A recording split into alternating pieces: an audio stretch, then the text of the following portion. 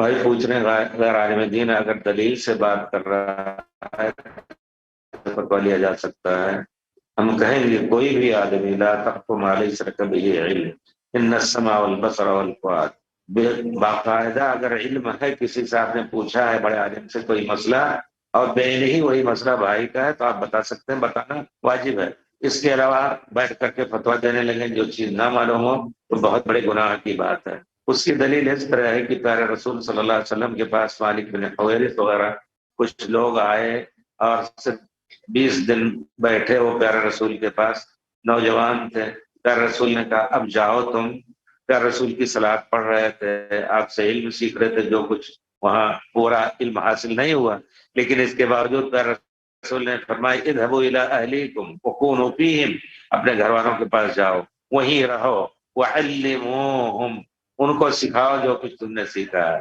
فاذا حضرت الصلاه فليؤذن لكم احدكم، صلات کا وقت آئے تو ایک تم میں سے اذان دے، ولیؤمکم اکبرکم، علم میں سب برابر ہے لیکن جو سب سے بڑا ہے وہ امامت کرے۔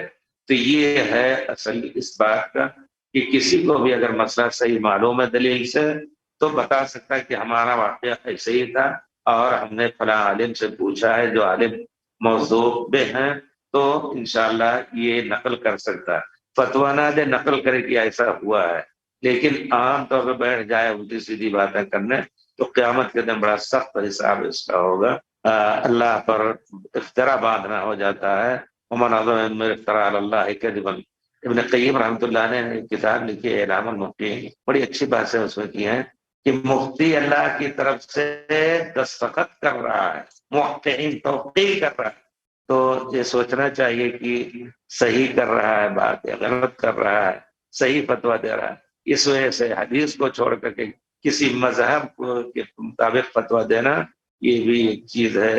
تو علماء کو ڈر جانا چاہیے جو مذہب کو ترجیح دیتے ہیں حدیث پر، کہ اللہ کی طرف سے دستخط کے ذمہ دار یہ لوگ ہیں، اب وہ دوسرے کی طرف سے دستخط کر رہے ہیں، یہ غلط ہے۔